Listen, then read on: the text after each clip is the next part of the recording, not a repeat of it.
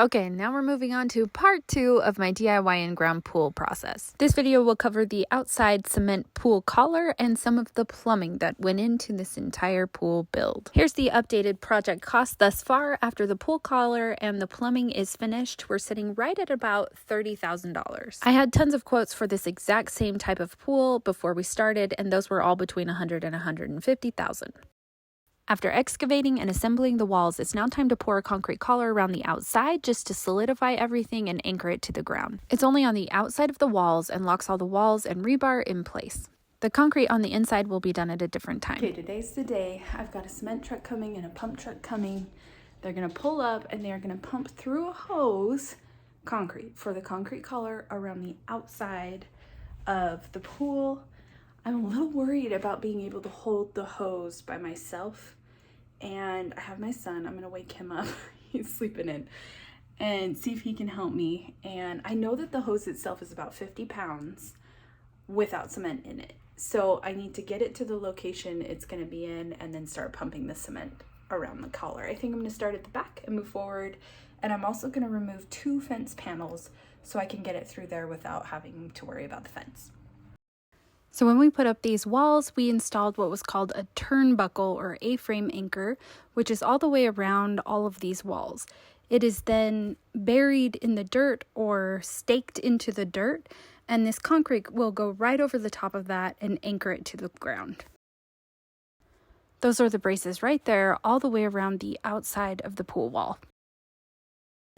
So I hired a pump truck to come, and he actually got a cement truck which will load into his pump, and this will be pushed all the way out through this hose.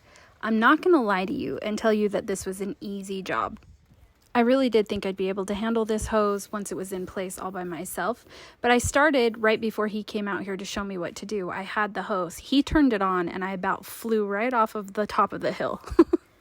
The hose has a lot of pressure when it comes out, and the hose itself before being filled with concrete is about 50 pounds. So you can imagine with concrete on it how much heavier it gets.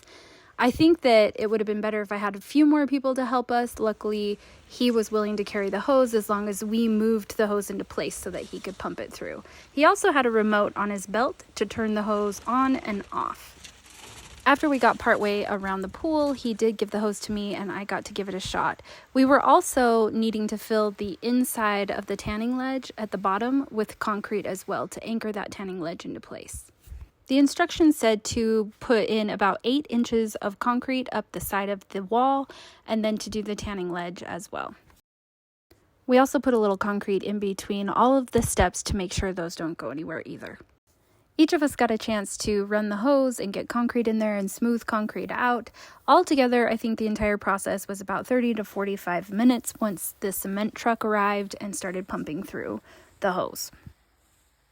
This is definitely a lot of manual labor. It was really hot. It's really heavy. So if that's not something that interests you, maybe see if you can get a crew to do this whole process for you. But I think we saved quite a bit by doing it ourselves.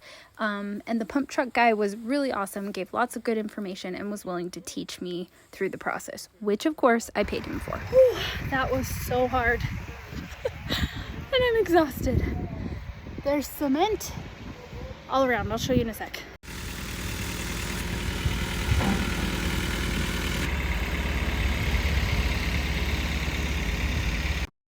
After the concrete collar was in place, we waited 48 hours before we began this next part, which is the plumbing. I got 2 skimmers in our package, and the skimmer just fits right through the pre-cut slot and is screwed into place from the other side of the wall. This is how I did it at first, and this is incorrect. That rubber gasket that you see right there should not be behind the metal wall. So later I came back and had to unscrew that, pull the gasket out, and put that on the outside of the wall. Next, I moved on to the second skimmer, and everything comes with the package. You have all the screws that you need. So I slipped this through the wall and screwed it in from the other side to get it nice and steady.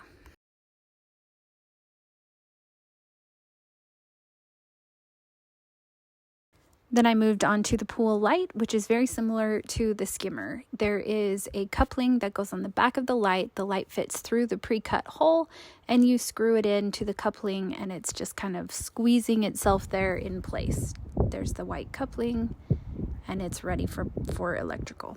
Now with our kit, we got some flexible PVC. This is Schedule 40 PVC that came with our kit. I had a lot of feedback on some of my other social channels that said you want to use rigid PVC rather than flex PVC. I used the flex because it's what came with my kit, but that is something to maybe do some research on. And the plan is to have 2 step jets right here that will blow onto the tanning ledge. Then we've got a return valve here and a return valve here. And then I had forgotten, but I bought some wall jets, which means they squirt water out here and here. I'm kind of excited about that. But first, I'm just going to start running the line where I'm going to need it. So it's just going to lay down along the bottom here into its prospective places. So I'll need 2 back here, 1 here, I'll need 1 here, and then 2 over there, and then I'll add 1 more for the wall jets. Each one of these PVC packages is about 50 feet. We have 4 total, and I'm just kind of laying them out where the connections will be all the way up to the equipment pad, which is to the right of this video.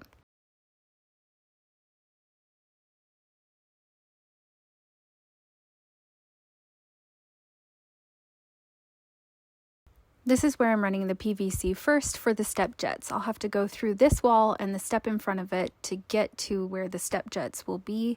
This will kind of help keep the tanning ledge clear of debris and just allow for more circulation in the pool. So I'm running it all the way down at the base of the pool and up through the trench to the equipment pad. This is a return fitting that came with our package. So this part right here fits through the front of the pool wall and kind of locks into place. And then you screw it in with this fitting on the back side of the pool wall.